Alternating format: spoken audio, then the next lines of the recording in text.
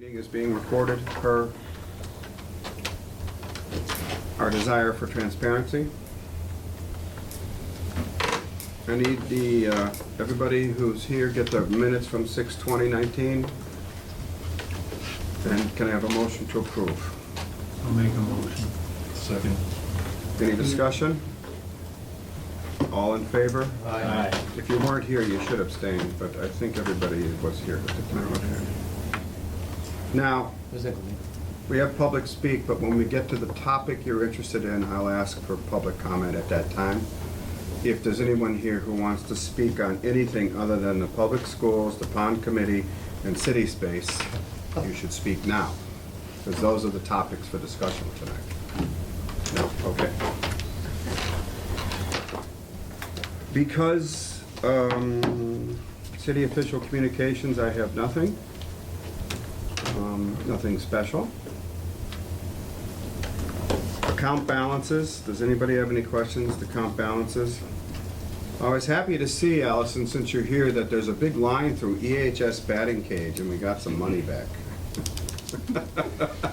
You weren't here, I guess that was prior to your It was prior to tenure. me. It was. We always like it when projects are closed out and money's returned. We have one from the pond park, but they're still working on that, I guess. Anybody have any questions on the account balances?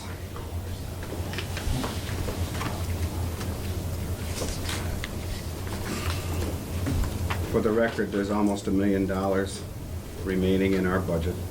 Does not include the appropriation of the budget for this year, which is another $450 or so. We have not heard whether or not our little hope for increase in the state match has passed. It's passed the House and Senate, but they're in debate, so we don't know what that means. Okay, let's move on. I want to go to the pond committee because they were here last time, and we asked them to come back. Just to review, and you did send us some new information, and you have a guest here this evening, Paul? Gary? For those of you that got the packet, you will note that we got a lot of different things, permits and things. The question was, from the last meeting, number one, maybe a simplified explanation of why these catch basins, what are we calling them, the catch basins? Siltation basin. Siltation basins were required by the Army Corps of Engineers, and we got that. Also, maybe some evidence of what the Army Corps of Engineers required back then. We got that. We gave us some documentation on that. Okay. Does anybody on the committee have any questions for the documents that were sent to us regarding this? If not, Paul, if you have a guest here who can speak to this. Hi, yes. Well, I'd like to introduce Tom Jenkins from GCA Geoenvironmentally. Tom has been our go-to person for well over 20 years now with the pond projects ranging from the Gabion Weir to the siltation basin to the dredge. His company actually, his previous company from before actually put together the feasibility study for the Nashwamak Pond. And Tom has worked with us hand in hand throughout this whole period of time. And I had asked him if he could come in and perhaps help you with some questions that you may have, or perhaps share the importance of this project and why the pond needs to have these installations in place and how important it is to have them. So I won't take away his thunder, but if I could. Thunder? Tom, if you want to stand up over here so the camera can get you. No pressure. Trying to be, so everybody Thank can see. you. You got a couple of heavy hitters here, so I don't know what I can offer that maybe hasn't already been said, but as Paul mentioned, we did do the 1990 diagnostic feasibility study, and this is the actual original manuscript. It has the stuck-on pages down at the bottom, old school style. That's the entire document? No, that's, the appendices are about that thick, so. I just- That was used to get the This Army was Corps of funded by the Engineers. EPA and what was the DEQE at the time. And this was what, the study that, it followed the EPA protocols for lake management, lake diagnostics, and it diagnosed, some of the problems in the pond that we all know about and have known about for a long time. But it was the first document that recommended a full management plan for the lake, for the pond. And it had about 8 or 10 primary recommendations, and one of them was dredging. And that was the most expensive recommendation, and everybody knew that wasn't going to happen right off the bat. But another one of the recommendations was install low stone gabion weirs in the upper arms of Nashwanik Pond to provide for both wetland protection during drawdown and mitigation of watershed erosion. So that was recommendation number 4. And this was published in 1990, I can't remember what month. Can I ask you? January. How many of the recommendations were actually done when we did the dredging thing? Oh, probably 4 or 5 of them. But again, the most expensive one, the one that everybody knew had to happen, was the dredging. And a lot of times, these things like the sedimentation basins are required before the dredging can take place, because they're kind of like provisions for stopping the sedimentation before it happens in the pond. And sedimentation takes place 24 hours a day, 365 days a year, and that's why the dredging is so expensive, because it's so easy for it to come in and accumulate in the pond, but so hard and so expensive to get it out. So not only do the sediments come in and take up water volume, but they also bring nutrients and pollutants with them, and especially phosphorus and nitrogen, which are the 2 most important nutrients to the health of the lake. And the phosphorus especially was what has caused a lot of the excessive vegetation growth in the algal blooms and that kind of thing. So the concept with these sedimentation basins is to provide a place to catch the sediment before it gets in the pond itself, and then maintain those on a regular basis on a smaller scale, so that you don't have to do this full pond dredging that is, that man at the end of the table can tell you best how onerous a project that is. So And- let me ask you, just stop you. Sure. Maintain them on a regular basis. We were told that, by Paul and Gary, that this is usually a 10-year project, in the sense that these take that long to fill up and they need to be cleaned out. Is that what you mean by regular basis, or should there have been some action taken all along? Well, I don't know about all along. I can tell you that they are filled to capacity at this time. Right, I know what, that's why we're Yeah. here, but Yeah. I guess my question is, would that have mitigated, could that happen?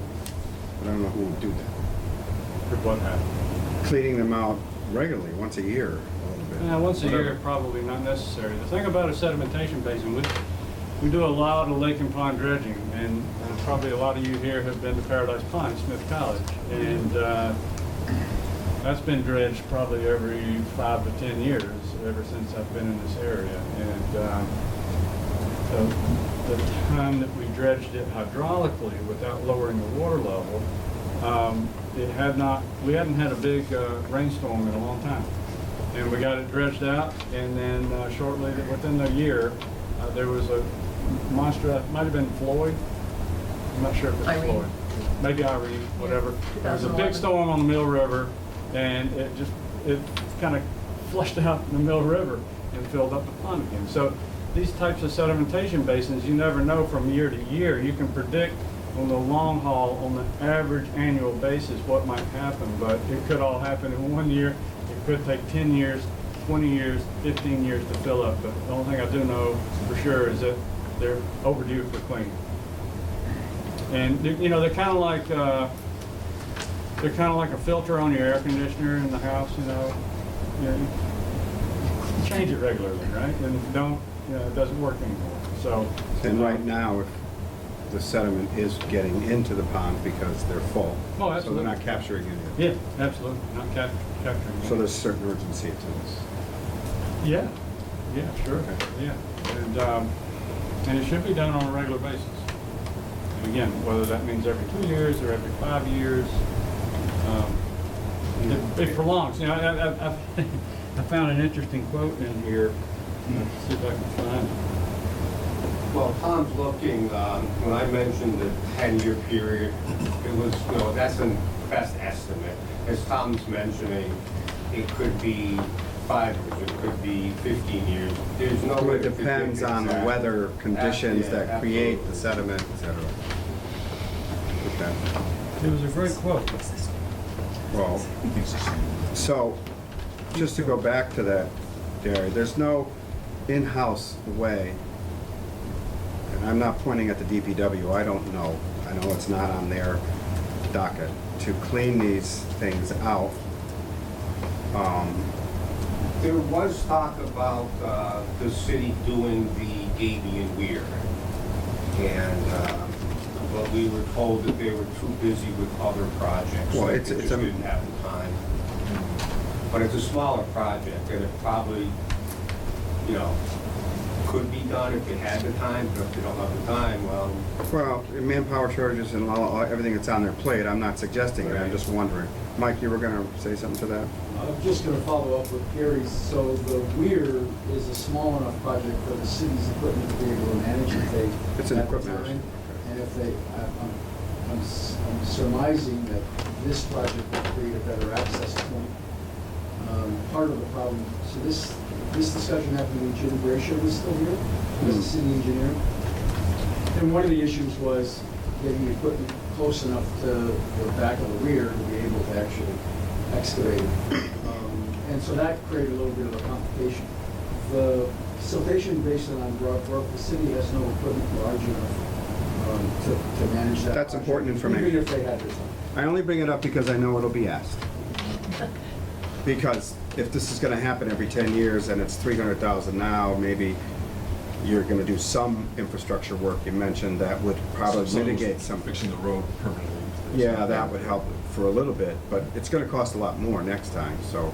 well, hopefully not that. If we do the road correctly, and all the vegetation has grown up for the access to the Gaby and Weir, but that's 30 years of vegetative growth. You know, if we do it in another 10 years, instead of having 5-inch diameter trees to remove, we're gonna have 2-inch diameter trees to remove. And a lot of the cost is just in the rebuilding of the road, the Broadbrook siltation basin. Okay. Does anybody have any questions for Tom here before you can let him sit down? Committee members? No? Okay. Does anybody want to speak to this, public? I'd like to speak in support of it. It is a necessary project. I think it's actually was in the city's capital plan, and may still be in the city's capital plan. It's just not gotten to the The level. capital plan to do the work we're doing now? Okay. I don't know whether, since the CPA was created, whether the capital plans include CPA appropriations or not. I haven't really looked at that. Yeah, in my tenure, we never identified necessarily where the money comes from for. those Just that it had to proposals. happen. Here's something that needs to happen. So it got up onto the upper portions of the capital planning process before I left office, but we just never got it done. Okay. State your name for the record, please. Marty Klein. Right. I'd like a little historical perspective. The pond is what, 100 years old? 1847. So, okay. And do we know the size of the pond, say, in 1900? 50 acres. So we lost, what, 15 acres? That, as of that study, so whatever happened after that study, the Right. encroachment that happened from then to now. So for 100 years or so, the pond was relatively stable, size-wise. I'm just curious about what are the conditions that are leading to the situation that we have today, where every 5 years we're gonna have to address the sediment issues? Is there a problem that we can, the city or who, I guess, would address that would help to Well, mitigate this? Just to say, okay, he could speak to that, but I just want to say, we were told 10 years, and again, that's iffy depending on weather conditions, but it's been, when was it dredged, 2009, 2008? Yeah. 2009. It's been 10 years, Yeah. and it just filled up? I mean, when did it fill up that you had to come to us? This year? No, it was filling up during the dredge, it's just that, again, finance it. I'm talking about the basins that you built. Right, so they were filling up, pretty well filled already, but they still were doing somewhat of a job. But in order to do both, you couldn't, we had funding, we couldn't do cleaning out the basins and get a dredge done. But the basins are really 20 years old. Those are from That's something I 1990. misunderstood. I thought they were built when the dredging was done. No, they're 10 years before. That's, the weir was built in 92 and the siltation basin 96. So That it's was been, required for the dredge. That was, I remember what it said. That was, like, they need to do that in order to then have the dredge. Marty, you were saying? So is it increased development in East Hampton that's causing this increased sedimentation? The heaviest load is the Broad Brook. The Broad Brook has a number of bridges on Hendrick Street. If you wanted to count every bridge that a vehicle can travel over, I think I'm counting 7, including driveways and culverts. You've got your road sand that comes off of Route 141 for the sanding of the mountain road. Hendrick Street, every place you have a bridge has got a culvert that sand goes down and enters Broad Brook. Broad Brook then carries that down. Broad Brook, in essence, I remember, God, back in the early 70s, was a lot deeper than it is now. A lot deeper. If I might just Mike, follow yeah. up. So there were 2 time periods that really did slug the pond. One was the development of the plains. So this was in the late 60s and into the mid 70s. There really were no erosion control plans. Contractors didn't have to worry about how much sand got into the catch basins, they just flushed them out. The other was the construction of White Brook Middle School in the early 70s. They actually tried to contain siltation at that site and it had a blow up. And that's what brought a lot of silt into the White Brook watershed, which is where the Gabion Weir is. And so those were two shot loads that probably had a pretty significant impact on reducing the size of the pond in and of itself. Tom, did you want to respond to anything that Marty just asked? Or was it answered? I did. You know, any pond, if there's development in the watershed or not, ultimately it's going to fill up with sediment. It's a natural process. It can be accelerated by the activities of humans, mostly by development and that type of thing. And as Mike said, the development in the 50s, 60s, and 70s had almost no controls at all on sedimentation. Nowadays, we have much better controls over construction activities and land disturbance activities that would contribute or accelerate that process of natural erosion. So some of this stuff that these sediment basins will catch is the natural products of erosion throughout the watershed. And some of it would be road sand, and some of it would be things from construction activities where there was some sediment that got past the silt fence and erosion control. But you can't blame it all on construction and road sanding and that type of thing. Those things certainly add to it and accelerate it, and especially the construction during, since World War II, up until the early 80s when we started having the Wetlands Protection Act and concerns about this type of thing. I want a clarification for my benefit because I was confused last time. These basins were built prior to the dredging. They were built because you knew you're going to have those, or the Army Corps of Engineers. But they're 20 years old. They were not cleaned out at the time of the dredging. So it took 20 years to get to the point where we are now. Is that a correct statement? That's encouraging in the sense that we're going to clean them out completely now, right, with this project? So if we have to come back in 10 years because they're full, what I'm encouraged about is the fact that we have better measures in place to protect against construction and erosion that we didn't have back in the day. And I'm encouraged by the fact that it took 20 years to get to this point, not 10 years. I thought it was 10 years. But let's go on. Who else wants to speak to this? Public? Anybody? I just want to speak in, Carol Broder, I live on Oliver Street. I wanted to speak in favor of it. I'm a little naive about, the goings-on. I just saw it on the post that this meeting was and why. And I love that you said more simplified for the public, et cetera, and I do appreciate this tremendously as well. I just think the pond, I've only lived here now 5.5 years, going on 6. And so I'm kind of a newbie, I guess, to town, but this was an impressive reason for part of my enjoyment of Easthampton is the pond and the beauty of it. I love the flag out there. I love the Christmas tree out there. And I love this walkway. CPA, baby. Well, Just so you know, who built it? But I want to say, because I fished on here and I did the paddle boats, and the one day I had to wait for the paddle boats, which was encouraging that they had that much business, that I had to wait to get my seat. I went along and talked to people and the various reasons why they were there and what they were doing there. As this center, to me, it's a center point. I don't know enough about Easthampton, I guess. I've never even been in that park thing over there, as pathetic as that sounds. But I don't know enough because I was busy with having many surgeries in the last couple of years.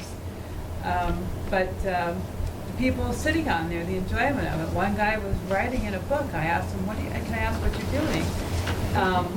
And he was writing down things about impressions and things that he saw and witnessed around here. And he makes songs out of them and he writes books. Other people they just come to sit and look at the pond. And I know if we don't take care of this pond, we're losing a big attraction. If it gets to be yucky and ooky and buggy, why make this beautiful this and not have a beautiful, nice, big pond? And the bigger it is, the better. I mean, the cleaner, and Okay. what little I know, I'm in favor of. The money's worth it to me. I want to get to somebody else, Marty. Anybody else who hasn't spoken yet? Annette Siegel, Mutter Street. I'm in favor of the CPA money. But now that you mentioned the school, when Whitebrook was, how will the new school affect, I know we have new,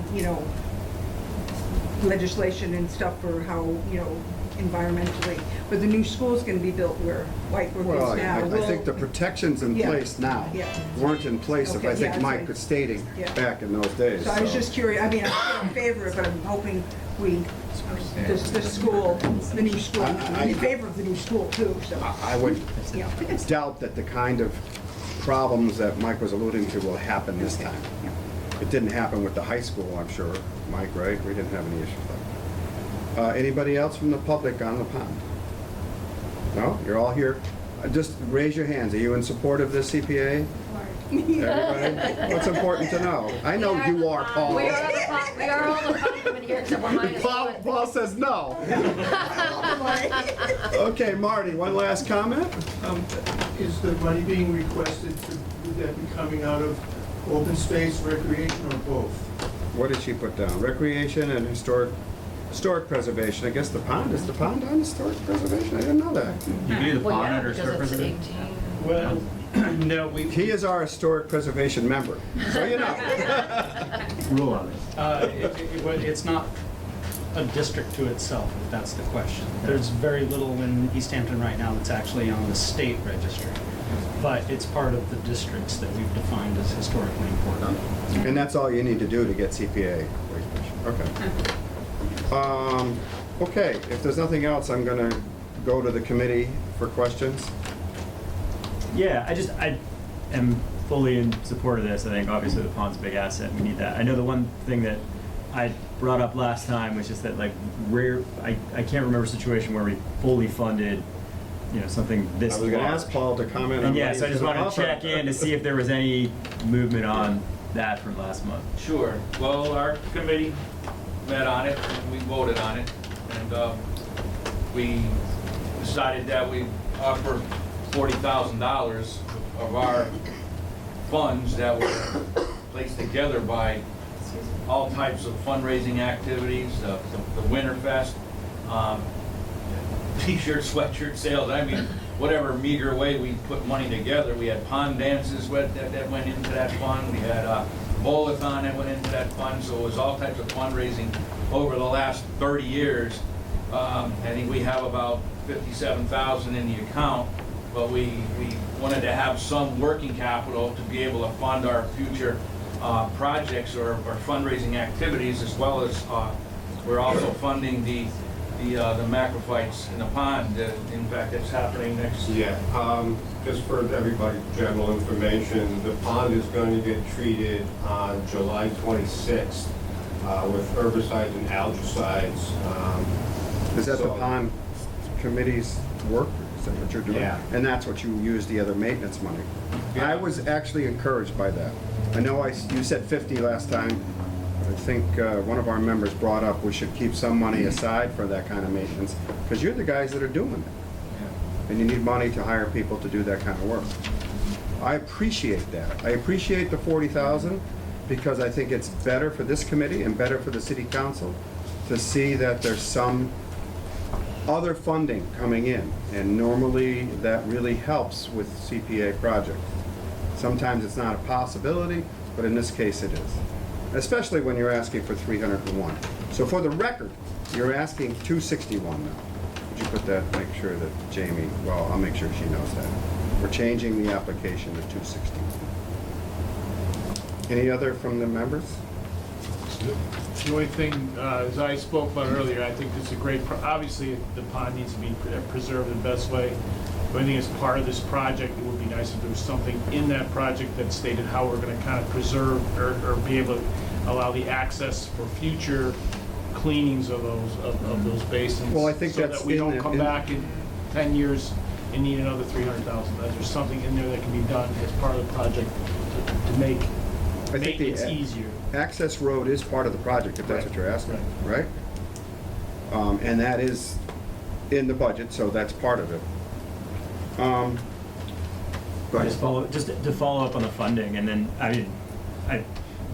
coming out of t-shirt funding, I feel like that's 40,000. That's a lot of money for that, a lot of work. So I'm actually curious, and I think I mentioned this last time. I forget the answer as far as grant possibilities or anything, any other outside avenues of funding that could be explored that could even maintain some of the, the money in your fund. We're going to be working a lot closer with the city with grant acquisitions. Okay. A lot closer. That can help us in that regard. We were graced with three 319 DEP grants over the time. There's municipalities out there that sometimes had to wait 3, 4, 5 years to get in line to get money. This pond actually was awarded 3 times with the DEP with 319 funding. So the good thing about it is that both the state and the federal government over time has been very friendly to this municipality with regards to that pond, simply because the city of Easthampton is very big into cost sharing. They're not just asking for money, they're putting money up too. So in other words, if you have a grant and we're coming up with 1/3 and the federal government or state's coming up with 2/3, they love to see municipalities participate, like you like to see us participate. So the one feather we have in our cap is that this pond is on the radar out there with the big people in Boston as a municipality that puts their money where their mouth is. So I firmly believe that we will be. I'm sure you're in constant communication with Jeff Bagg and Jamie on looking for grants, and I'm sure they are too, right?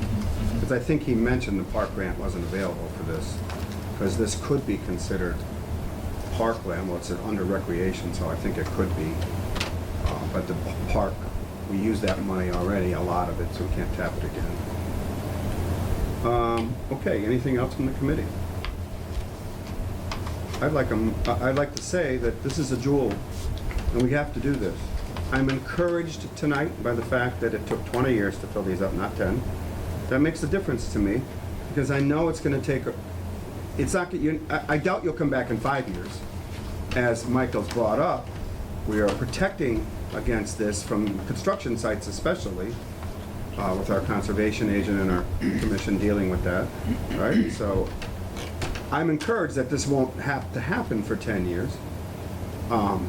But knowing that, you might be asked again to come up with 40 or 50 grand, so you may have to sell a lot more t-shirts over 10 years. But I just don't know, given inflation, this project, even with the road, still is gonna cost $300,000 or $400,000 to redo again, so. Just to keep that in mind. But it has to be done. It'll have to be done again in 10 years. Hopefully, Dan, you'll be half built in 10 years. So the idea is not to let it get to this point again. So we're taking out. Is it cheaper to, well, it's cheaper to Well, take. a lot of it's mobilization of equipment, so it's not like the price would be cut in half. It's just getting the equipment down there. But if you have to take out half as much, It's cheaper. Lower the price. Well, you guys will keep an eye on it. Yeah? We need to get, yes, Harry. I'd like to have them come back to the CPA once a year and give us an update of what's going on there. So we won't be surprised 5 years down the road. Give us an update. Once a year, come before the board and find out what's going on, tell us what's happening. I'd be happy to. Put that in the minutes, and we can make it, and ask that it be part of the project. There is a project agreement.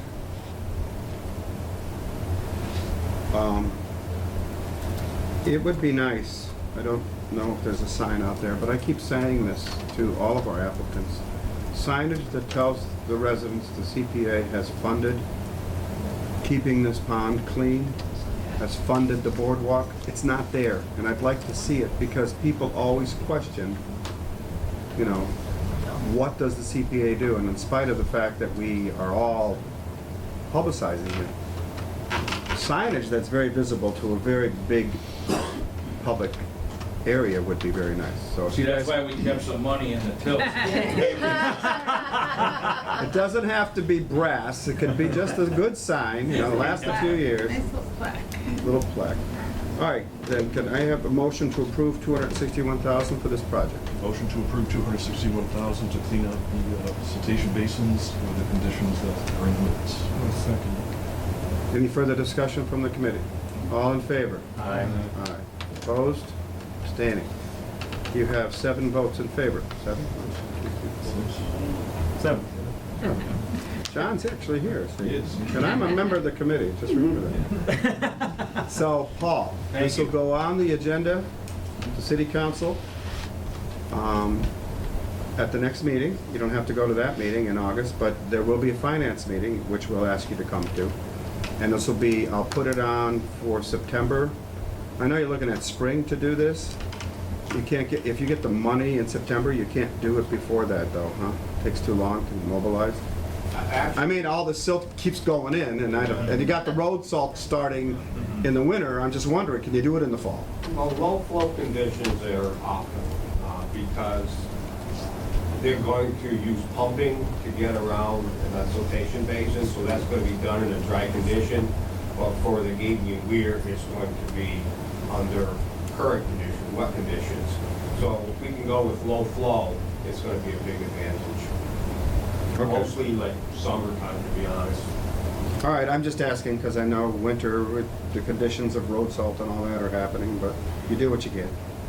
Okay, so that meeting that will happen, Finance Committee meeting, we'll get to you. It'll be probably late August or early September. And then we'll put, it has to be before the public hearing, which I'll set for the first meeting in September. Okay? Thank you, pond people. Thank you. Thank you. If you want to leave, it's okay, now's the best time. Oh, well, you can't. Unless you want to hear about Maple School's playground I'm gonna and the stay for city that. space. Well, because I signed the petition, yeah, that's my school. I have to go. Burns, you're allowed to take a seat at the table. Oh, they're for they're for city space.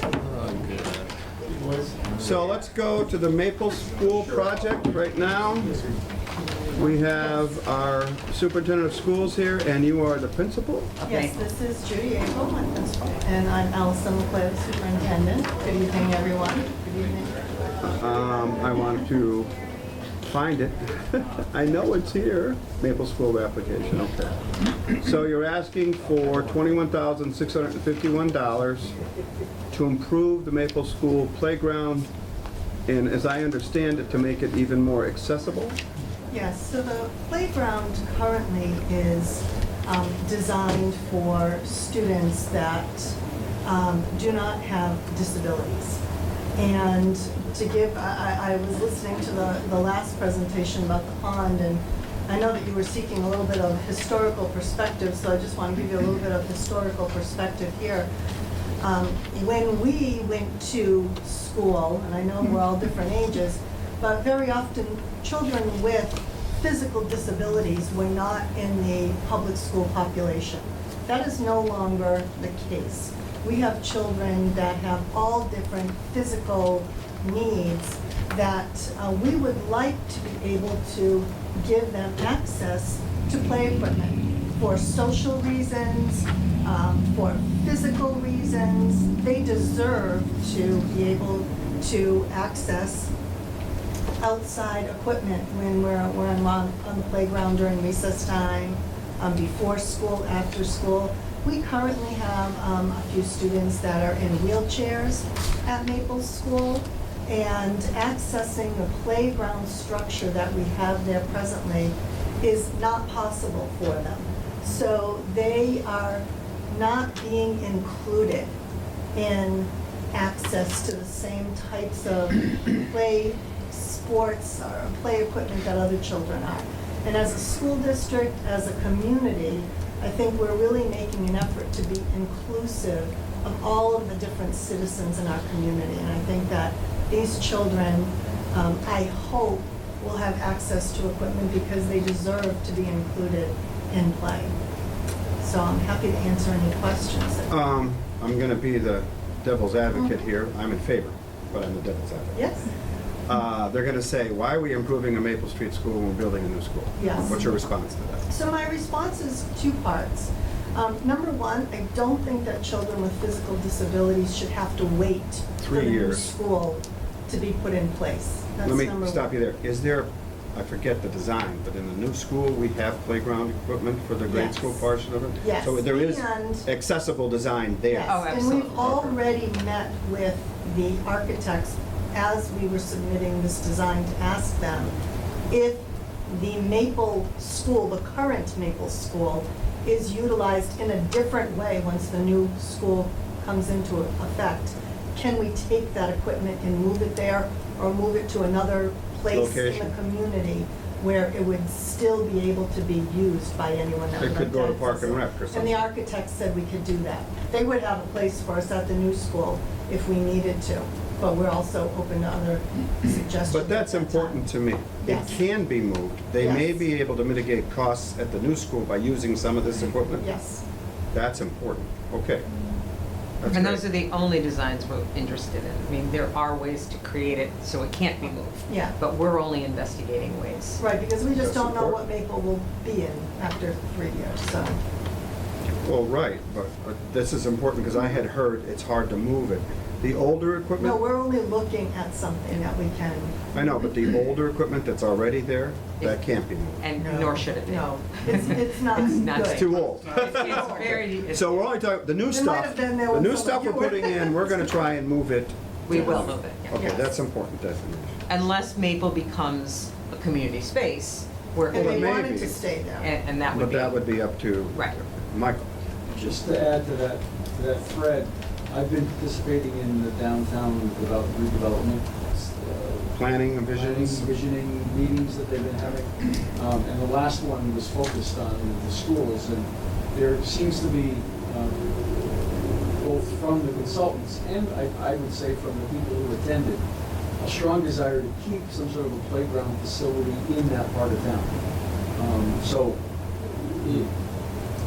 if that's needed at the new Yes. school that ought to be moved, but I don't think it'll be abandoned. Oh, no. Whatever investment you make, if it isn't used in a new K through 8, I think that the city is interested in making sure that there continues to be some recreational opportunities for young people in and And that around. could be contingent with the purchase and sale agreement, whoever gets it, whatever we decide to do with it. And Parking's another issue. I want it as affordable housing, so if there's children living there in affordable housing, there's a place for them to play. Exactly. That's my idea, but this is very important to me to know, because I believe that'll be asked by, besides our members, the council will ask the same Well, question. we're not looking for something that's only going to last 3 years. Okay, well, that's important. Well, no. Members, As part of the project, though, it's gonna be written in that project that that will be utilized one way or another. Yeah. Yes. It won't be abandoned, it won't be, and I thought that school was basically ready to be condemned. I don't know how you would make houses in that. well, they did it with Parsons. Parsons. One of the reasons you're getting a new school, I thought, was because that school was in such lousy condition. lousy condition as an educational Yeah, facility. at the school. It's a beautiful Oh, I'm historical sure, trust me. building. I mean, the brick built on there, the stuff they built in those days, windows they are built it like Fort Knox. My father was a bricklayer, trust me. I know The windows don't open, but they're But they're beautiful. Could you put in the minutes that we would like in the agreement, the notation that this equipment will be utilized one way or the other in the future and will not be discarded with the construction of a new school? Because I'm going to tell Jamie to read that and put it into the order. Any other member questions on this? I personally like it. Accessibility is very important. And what sells me on it too is the fact that it's not going away in 3 years when the school's declared surplus. And just, actually, one more thing. I mean, just as far as the playground, when you're talking about the playground, being used in that part of town beyond the school, as a parent, both of a Maple School student who uses the playground during school hours, we also use the playground a lot on the weekend. We see, like, basically whenever we're there, other people are there. So not only should kids that need this equipment not wait 3 years in school, but also shouldn't, they should have that within the community Right. beyond school hours too. So that's addressing that need as well. And this is obviously accessible to both children with special needs and typically developing children. So the point is that it's for all children. And even though the building might have issues, they do a great job at Maple Street. Are you looking for something here from the principal there? Okay, go, public, sure, sorry. Yeah, I'm a public. Annette Segal, Mutter Street, and yes, I am in favor of this.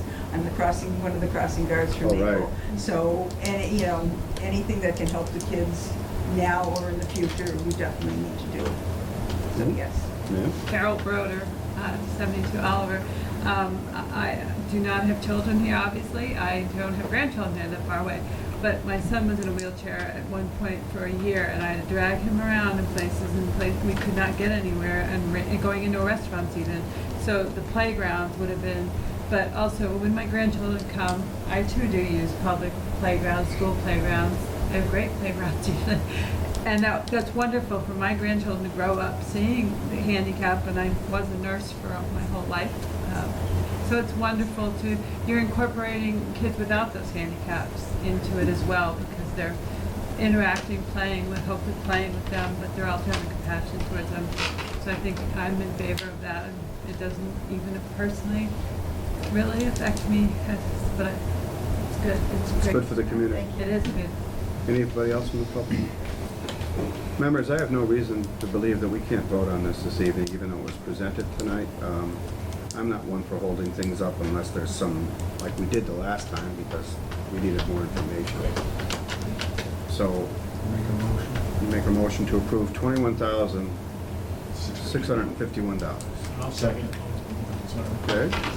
Any further discussion? All in favor? I'm Just a sorry. condition that we have this. Okay. We'll make sure Jamie knows that. All in favor? Aye. Opposed? 7-0. Allison, again, Thank you so much. I will put this on the agenda for September. What was your timeline? I read it, but I don't remember. Do you think you can get something done in the We're fall? hoping to do that- it this Yeah, fall. with this If we get- time it'll frame, get with you approved- approving it tonight, we're hoping that we can get this underway. It'll be on the public hearing agenda for September. Okay. Okay? But you'll be asked to come to a Finance Committee meeting. The August meeting, I'll present it for first reading, but we don't discuss it at that time, okay? So, I think the special needs part of it is very important, and I think anybody who can come, maybe your SPED director, anybody that can come to support it. Although I cannot believe this wouldn't pass the council, but you never know. I think they're Okay? Thank you. Thank you so much. All right. Thank you. Appreciate it. Thank you, everyone. So you see on our agenda, members, we had a discussion for city space of a kind of a report on the facade, but they've gotten we paid for, just to remind everybody, an architect's study that determines the problems with the facade and the roof, and that study has come back. And we have what I consider a serious, urgent need, based on the study, to protect the public from falling brick, masonry. I believe if we do not do this immediately, that building may have to be closed if it gets worse. The building inspector and I had a conversation, and I'm asking him to look at it. The reason for that is there's a part of the charter that allows us to do an emergency appropriation in one meeting to get this going if it's considered to protect the safety of the public. This fits. So I am going to let the council know, if the committee's in favor of this evening, that we need to get this netting up ASAP. And I believe the building commissioner is looking at it again, looking at this documents, which are very thorough.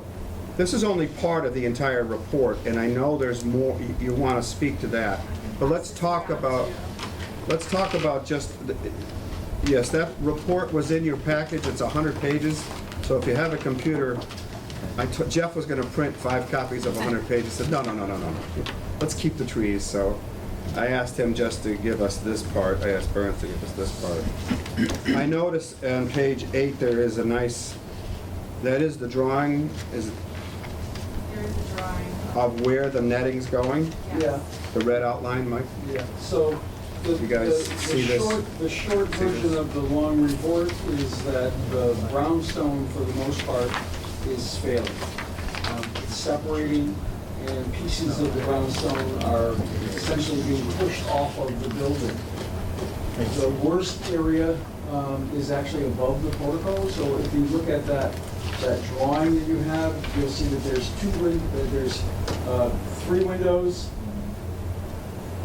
Those sills are made of brownstone, and the sills are flaking off. Are they large particles or small? Those are a little bit bigger than anything else we've seen coming off the building. But also the stonework that makes up the arches above the stairs, the lower section of that photo, or of that drawing, the keystones are separating the same way. They're delaminating so long term, but they're some of the stones were laid with the grain in a horizontal position, and over time that means the grain will separate as opposed to being laid in the vertical position as opposed to being laid in the horizontal position.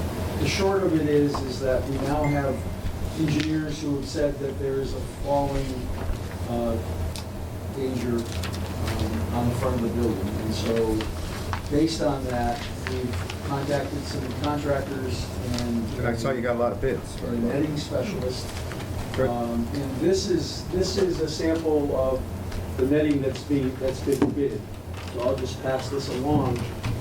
It's essentially 2 nets that will be tied together.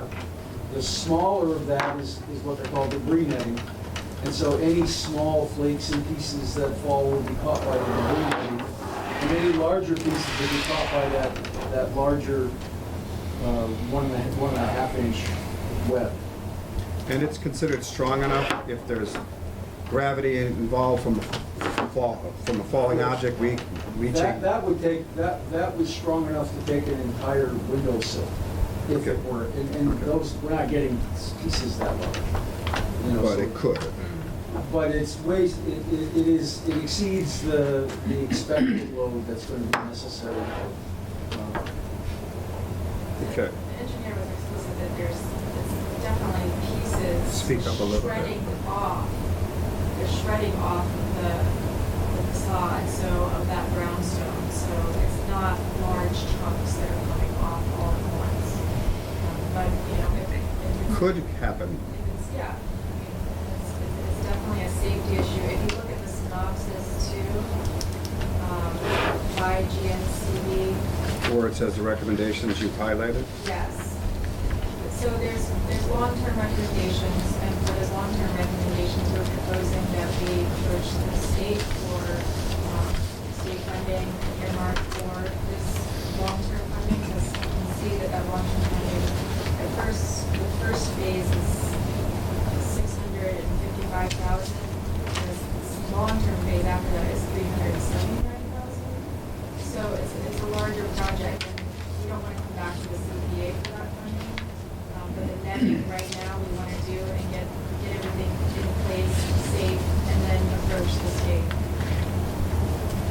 On that synopsis, it says, GNCD recommends that until the short-term recommendation for this report are completed, the owner should install safety netting over all of the upper facade windows and shearing floors, similar to what is already in place at the middle window tier. Additionally, safety netting should be installed at the brownstone portico cornice. The owner should also place signs at the front of the building and on the sidewalk notifying passerby of the potential falling hazards. If deterioration progresses substantially before the short-term recommendations can be completed, the front entrance and sidewalk will need to be closed. Is there another avenue of entrance to the building if we close the front The door? handicap entrance on the south or left side of the building, looking at the building.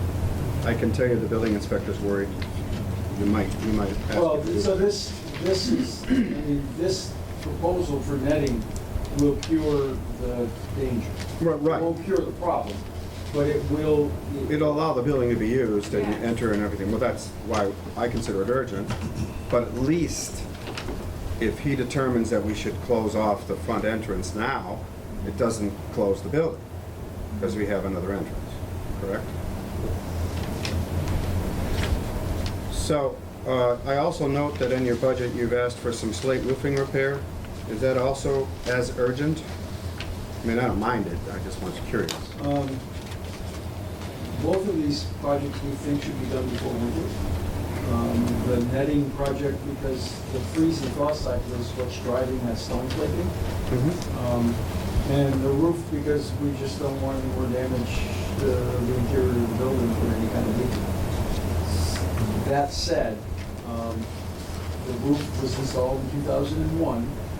It is normal to have some slates fail over time. We're looking at between 30 and 50 slate. That'll have to be replaced. $37.50 is a great price, I think.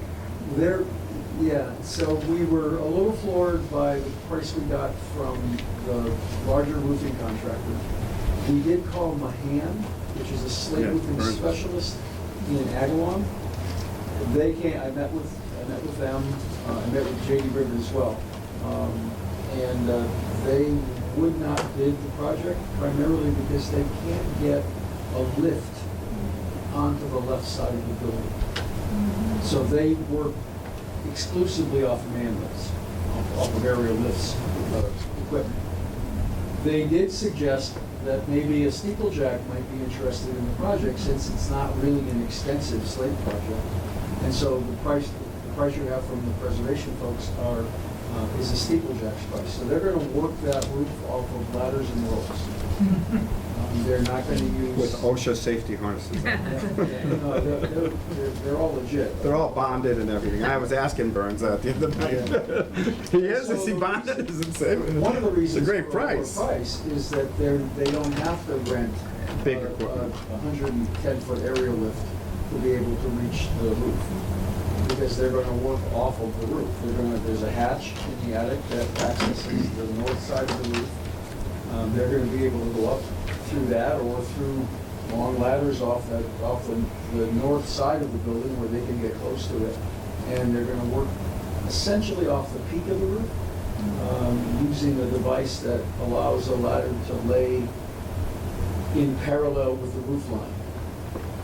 And so they'll use that, they'll put ladder jacks on that, they'll be able to have stand platforms if they need them. But it's really mostly guys climbing around on ropes and ladders. The old way. Last question. Do you need any contingency money in case they find additional slate that should be replaced? Although this project, I had hoped, because we paid a lot of money for it, we've targeted all of it. Do we need that? So speaking as the treasurer, the city space has liquidity to pick up A couple of some pieces of costs. slate? If it ends up being 10 extra slate, the city already owns the slate. So when we redid the roof, we saved new slate and Oh, we really? saved old slate. So Very there's good. slate in the basement. So all we're talking about is the labor, they're gonna do a nail and bib repair. So there are two legitimate ways to replace slate. One's with a slate hook, and one's this nail and bib style. They've chosen to do nail and bib. And to simplify it, essentially they'll remove broken slates, they'll find places where slates have already left the building, and they'll insert a new slate, and they'll put a single nail at the seam of the two slates above it, and then they use copper flash. And this study does target where those places are right now. I mean, they don't have to do their own inspection, in a sense. They will actually, I mean, so all three of the roofing contractors looked at the roof with field glasses. If you know what you're looking for, you can see where the slate are missing, because the pattern changes. And so these folks are kind of Good at accustomed it. to doing that. The estimate of around 30 to 50 is a guess. I mean, not a guess, but it's like, all right, well, if this portion of the roof has 7 and that's 5, that's 1/5 of the entire roof, then that's how they come up with a number. We haven't actually counted each potential, but they'll do that once they get up on the roof.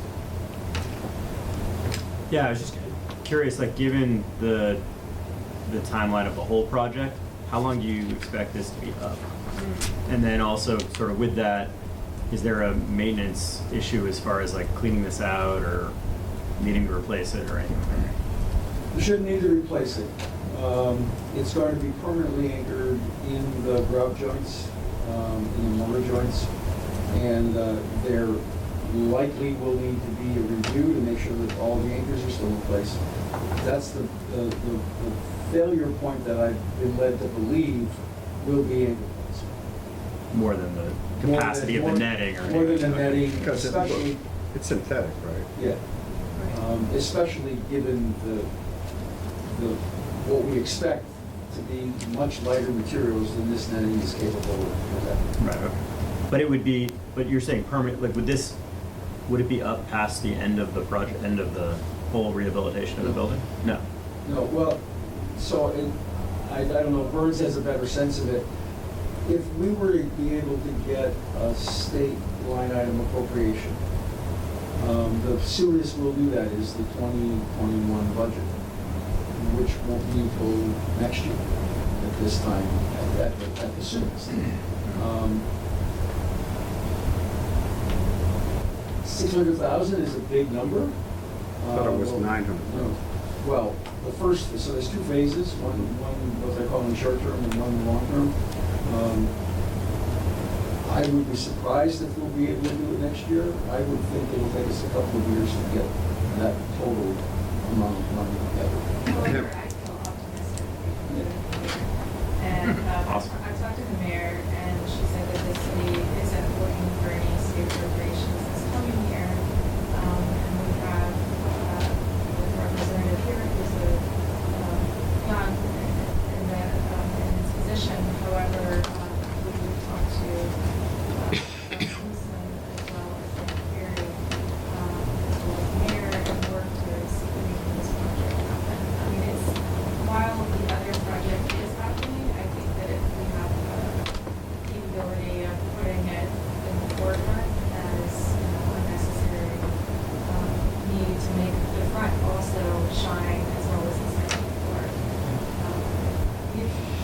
searched some of the state funding availability out there, and we've seen similar projects that have been funded to this level. So I feel confident.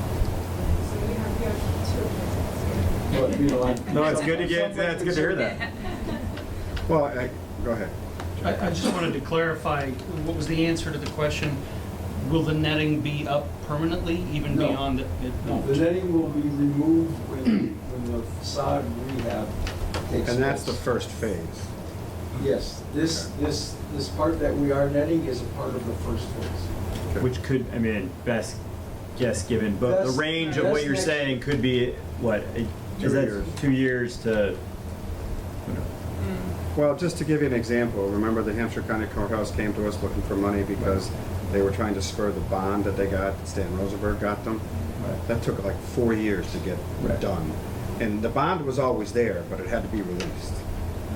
I'm only asking as far as, but you expect this, I mean, if it's 4 years, 5 years, like, this should be fine.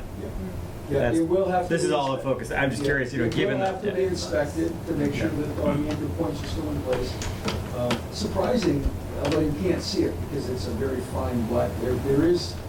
I read that, Point says there is some netting that's actually still up there. Yeah, you can see it in the photos. It's insufficient, it doesn't cover enough area, but I am surprised at how long it's lasted. Could it be black? Or does It's it black. ha- well, is this gonna be black? No. It has to be Well, we can pick any color that they make. What would be better to make it less visible? Because I don't notice that. They seem to believe that this would be, That's true, it's blending into brownstone and, yeah. okay. And the real visibility issue is going to be right as you walk in, because you're gonna be 5 feet away from it. Well, if I'm walking in that building, I'm gonna be happy that netting's there. Seriously. And this is something, just reminding the CPA that we took on the full envelope of the building at the beginning of this year. So, we're really being proactive to make sure that this building is up to par, that it's safe, and that now that we are taking, full management of the exterior, Mike has been very proactive in looking at all of the exterior, what our needs are. Also, GNCP, they're very, they've mentioned that they would come and look at the building ongoing to see how the facade is looking, how the deterioration, the increase of it, as well as the netting. So they're really responsive about this project as well. I have to say that I feel this is an urgent need, and as I said, I will approach the city council to pass it in one session. Because otherwise, I believe it may be prudent for the building inspector, maybe even for you, to close the front entrance. It's gonna take us, well, we might pass it in August, I'm gonna try. Somebody might object, and therefore we can't. Then it won't happen till September. But I'd like to try and get it done fast, because I believe it is an emergency need, it's safety. There is less movement of the materials in this time of year. The freeze-thaw cycle is the real killer for this problem. Do you want me not to try that? No, Mike? no, I'm not suggesting that. But what I am suggesting is that although we believe that there's a real danger if this gets into winter, it doesn't appear as though there's an impending disaster. But if it's approved, the sooner it's approved, the sooner we can let a contract. And then the contractor's gonna have to come up with time to be able to put it in. It might take a few weeks to get it scheduled. I'd love to have it up by the end of September, so that we avoid any chance of any. Well, I think that's feasible even if we have to wait till September to get a public hearing going. Questions? Yeah, I got a couple, now, I guess, is the building, do you lease the building through the city? Yes. So is the city responsible for any of this repair work?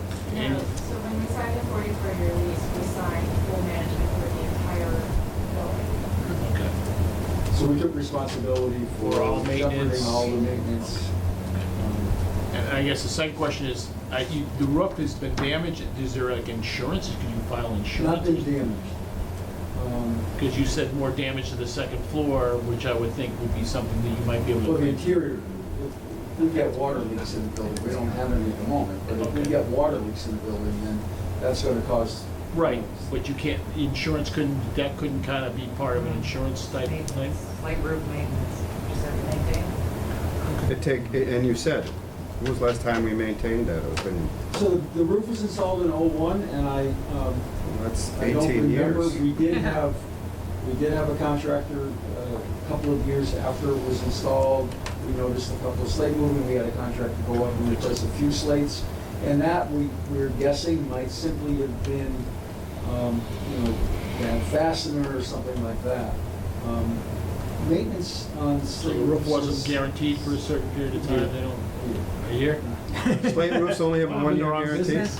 Yeah, most public construction only has a 1 year guarantee, including the new high school, and I'm guessing the new K-8. That's scary. I mean, kids, So the, millions of dollars for that. from what I've read, and again, we haven't had a roofing contractor up there to look at it specifically, but wintertime, heavy ice and snow slide has an effect on slate. That, if some of you may recall, when the police department used to be in that building, they used to park their cars in the north alley, and every year we'd lose at least one windshield. This past winter, the owner of the frame shop had his car towed because of the ice and snow coming off that building. Do we protect against that now, ice and snow coming off? The protection is, read the sign that says don't park there. Jump here. Personal responsibility, oh. Heaven forbid. Yeah, he's been there for a while, he's aware of it, it was an error. But I wanted to point out that although they have maintenance of the building, if I'm a lawyer Right. and somebody gets their head hit by one of these, they're gonna go after everybody. They're not gonna go after They're gonna look cities. at the deepest pockets, which And is. as a city. So there's a liability to the city regardless of their responsibility to maintain. I don't think their liability insurance is the same as ours, so I think the urgency of this is because of that. And I've asked the building inspector to look at it because I don't want that to happen in which we get sued. It's a worst case scenario. I'm optimistic that we only have small particles, but what happens? I'm gonna bring that up in an effort to get this done as quickly as possible. Committee members, any other questions? And I'd like to have a motion to approve $18,050 this evening. You move, second? Second. Any further discussion? All in favor? Aye. So I asked Burns and Mike to be at the next council meeting. If I'm successful in getting this approved as per charter allowed in one meeting as an emergency, you will need to answer questions. That's a good question. August, what's the first weekend in August? The first Wednesday is the 7th. I believe that is the council meeting. Okay?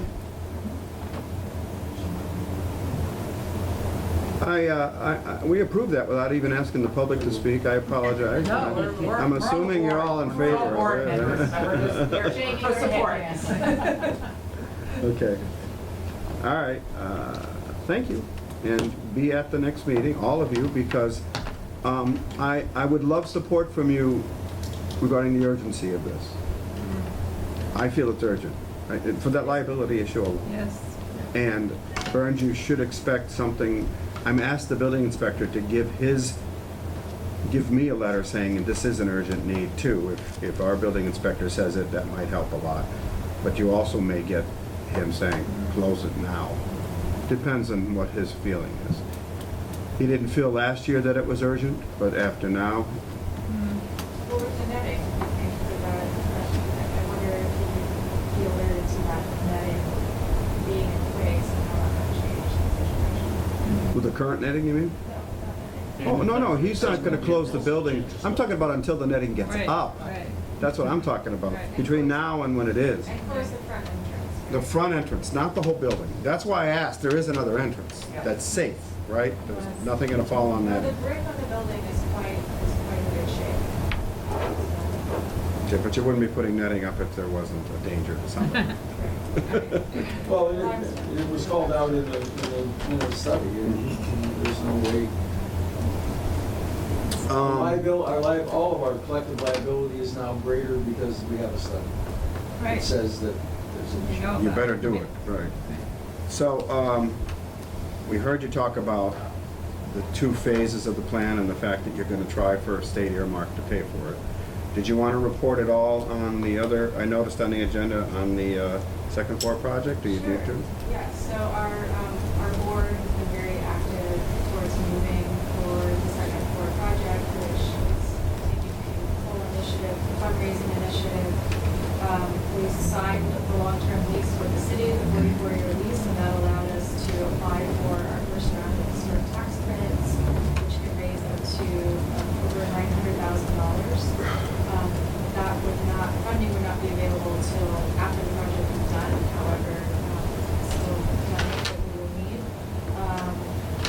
We were awarded a grant from the Massachusetts Cultural Council Cultural Facilities Grant for $200,000 as a capital grant that has to be matched. And so we're working to leverage that funding and get matched through a variety of foundations that we are applying to. We've received funding from the Beveridge Foundation as well as the John Victor Schufer Foundation, and we have many applications that are out there. We're just applying to as many places as we can that refer to economic development, arts and culture, and historic preservation. So it's a great project in that sense because we have so many options to sort of tag on to the project and for a variety of foundations and funding opportunities to respond to.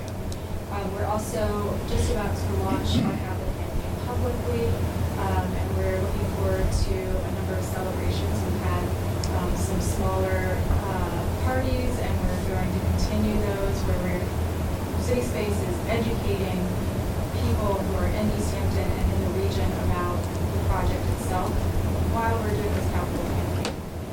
We have 2 years really to get the funding in place is how we see it. So we have this year to really get those first-time donations in. We don't really have that donation history, and the next year to get additional donors in based on those donations as well as further donations. So it's, as you know, this is a big undertaking, and we really appreciate the support of the CPA because giving that number out as 2.5 to 3 million is people say wow, and that says a lot across the state that Easthampton is interested in preserving this building and thinking about the future of the arts. We have a big party. It's the 150th celebration. This is on October 19th. We're going to have a ball that's sort of replicates. Oh, yeah? Yeah, we have a big ball. It's not going to be in the second floor, but it will be in a different location, so look out for that as well as other public. Dancing and food and all that? Dancing and food and top hats and costumes. Oh, really? You're gonna do a black tie? Absolutely. Where? That could be expensive. You can, we like to do funky casual and funky dress up, so you can come in and wait. But that's really a I'll have to break out celebration. my James Bond outfit. I think you should do that, for sure.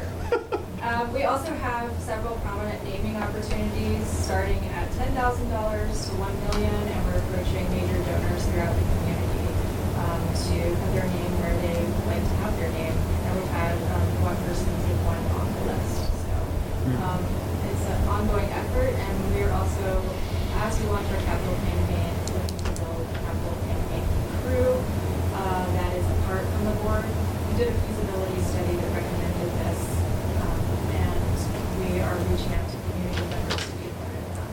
So that's where we are with the project. Did I miss anything? Did you mention that big donor? Yes. Well, we have a number of major donors who have come forward, but those are not necessarily public. They're not secured yet, so I can't really publicly announce those. But we have had people that have been angel donors that want to give. So That's good and we're news. also, as you know, and you'll be happy to hear this, I think, since a lot of people can't necessarily give as much as they want to give in a 2-year time period, we're offering a longer giving period to give towards our endowment so that we can maintain the building and not keep coming back to the CPA. So that, we have that money in the kitty and we can appropriately maintain the building as a nonprofit. I had an idea reading about the co-op and how they got their $5 million. I'm wondering if people could pledge funds to the project and pay for it over time through some kind of a loan program that like they did. I don't know if you could investigate that, but they got That was interesting. They got $5 million over, what, 2 or 3 years' time from their owners, though, so it's a different kind of thing, but I don't know if something like that was possible. Just a thought. They had little as low as $150, so people that were owners that gave over, and I guess it gave them use of the facility, use of shopping there, but just as little as $150, but they got a big bang for their buck. Well, they have revenue of like $20 million a year. Yeah. Too, which is Well, it's a big probably less than City Space is going to have. I don't know. They'll probably have Yeah. an easier time financing their project than we do. Well, they have a revenue stream that Yeah, exactly. pays for it. Yeah. Well, there's so many cool models out there, like community land trusts or cooperatives. You're doing it this way with your nonprofit management that's connected to the city, So the committee that's here knows, the CPA committee in its budget has earmarked another $200,000 for this project, putting the total at $600,000. And that's cash, which will try and defer how much we have to borrow when the project is ready to borrow. And I would suspect if it takes 2 more years to get this done, we'll have $1 million earmarked for this. A lot of this bonding, again, I'll say this to all of you, is going to be dependent on whether or not they up the match from the state. If it stays at 10%, it's going to be hard for this committee to put $300,000 or $400,000 a year into a bond, because that hurts other projects like repairing the pond. So that's the kind of balance the committee's up against. But if we get a match that's 30%, that's an extra $300,000 maybe a year that we didn't have before. That'll pay for that. So to me, that's a biggie. And I think if it doesn't happen this year, it's got to happen next year, because the entire House and Senate has approved it. They're worried about the governor because he's got some links to the real estate lobby. It's, never mind, it's just, there's always politics. I'm very much in support of this project, as you know. So I would like to have a motion to, we did that? Yeah. We did that. We were talking about the next thing. I'm sure you're gonna go ahead and approve it. Yeah. He'd like to try. I don't think I'll get the votes tonight. He'd like to try. No. Yeah. Thank you, Burns. Thank you. And, Thanks, guys. Can I say one thing about that, the look of that thing? I'm sorry, this will be the last thing I talk about. You're allowed to talk. That was another thing. I had a book from the Bob's Bike guy that gave me on the Manham pictures Bike. of Williston and stuff that had the pictures of the city. It was fascinating little book he gave me. And then I was reading something else in World War II and all, with bombings and the buildings and everything. And I'll tell you, I have to say, I did comment recently. I didn't know any of this going on at that time to my husband. That I said, it's really a shame. You look at London, you look at some of the places in London and Germany that the bombs fell, and the buildings, there's brick buildings that are still intact. The other ones are just, most of it's just devastated. I'm like, we have historic buildings in this city, and they're fascinating architect. And I'm like, it's pathetic that it's falling apart. I walked in that building once and I thought it was I love architect, and it was beautiful. And my husband wouldn't let me spend the time to look. I would have loved to seen upstairs. I don't know this room you're talking about. I would love it but these mills and everything. Oh my gosh, we have such historic things. If we can get that message out to people, these buildings are amazing. We need to maintain them. Thank you. Well, we're done. Let me make a comment real quickly. to let people know, the Historic Commission also is currently offering a proposal for updating the inventory of the historic buildings in town. And so that is moving forward. Is that something that comes to CPA? It will come to CPA. I'm sorry, I'm opposed. Yeah.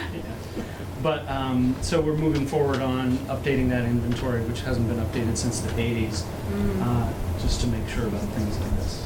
Good. Letting people know. Anything else from the committee? Motion to adjourn? Moved. Second? Second.